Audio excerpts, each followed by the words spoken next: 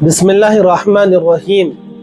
सामीईन किराम, एक बहुत ही ज़रूरी और अहम मसला जो आजकल बहुत ज़्यादा रिवाज पकड़ता जा रहा है, और वो है कुर्सियों पर बैठकर नमाज पढ़ना।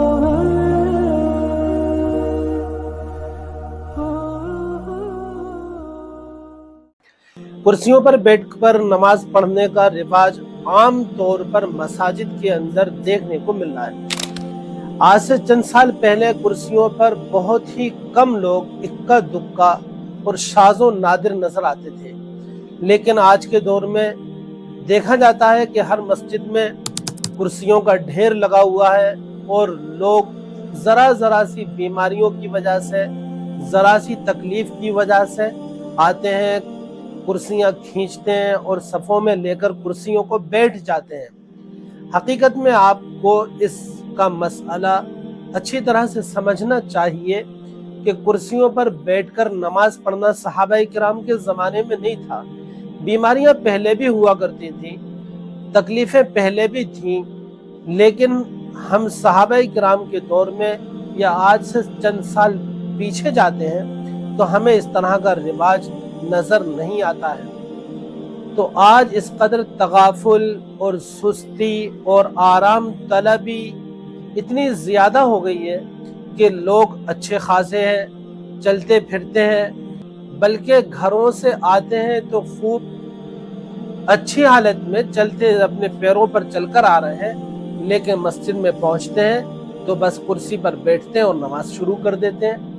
शायद कि उनको ये मालूम नहीं है कि ईसाइयों के यहाँ जो इबादत होती है चर्चों में, तो वो कुर्सियों पर बैठकर होती है कि लोग आते जाते हैं और कुर्सियों पर बैठते हैं और अपनी अपनी कुर्सी लेते हैं और खुदा के हुजूर में हाजिर होकर अपने तौर पर वो बंदगी को बजा लाते हैं और इबादत अदा करते हैं। लेकिन दोस्तों, मजहब इस्लाम जो चीज़ सिखाता है वो ये है कि खुदा के सामने, अपने परवरदिगार के सामने एक बंदा आजिज़ी का इजहार करे, गोया के तवाज़ो, इनकिसारी, फरोतनी आखिरी दर्जे की अल्लाह रब्बुल आलमीन के हुजूर में बंदे को बजा लाना चाहिए।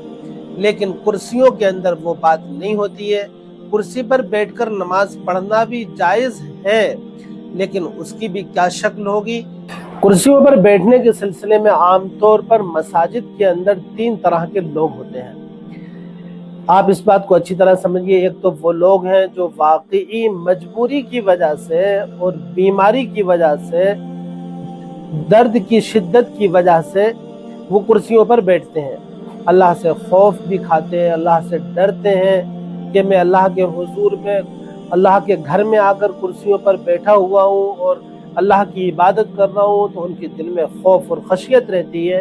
ये आला दर्जे की बात है, और वो मजबूरी की हालत में कुर्सियों पर बैठकर नमाज अदा करते हैं। और एक गिरोह वो है जिनके अंदर तकासुल है, तगाफुल है, और इबादत का हकीकत में उनको पता नहीं है कि इबादत अल्लाह रब्बुल आलमीन के हुजूर में हम हाजिर हैं, अल्लाह के घर में हाजिर हैं, किस दर्जे हमारे अंदर तवाज़ु होना चाहिए। तरह से दर्द की वजह से वो नमाज मस्जिद में आकर कुर्सियों पर अदा करते हैं। लेकिन एक दूसरा गिरोह वो है जो नमाज की हकीकत को नहीं जानता है कि ये अल्लाह के हुजूर में गोया कि खुदा से हम कलाम है, हम खुदा से बातें कर रहा है। किस दर्जे का तवाज़ु इनके साथ तवाज़ु होना चाहिए, किस दर्जे की फरोतनी होना चाहिए, लेकिन वो ज़रा सी बीमारी की वजह से या दर्द की वजह से वो मस्जिद में आता है और बस अपनी कुर्सियां ली और उसने कुर्सियों पर बैठकर फाखिराना अंदाज में नमाज अदा कर रहा है, मुतकब्बिराना अंदाज में। हकीकत में दोस्तों, ये बहुत सख्त बात है, इससे अपने आप को बचाएं। इस किस्म के वो लोग हैं जो माजूरी की वजह से, किसी उज़्र की वजह से कुर्सियों पर नमाज अदा करते हैं। दोस्तों, इस तरह के 3 किस्म के लोग पाए जाते हैं। لہذا ہمیں کرسیوں پر بیٹھنے کے رواج کو ختم کرنا چاہیے۔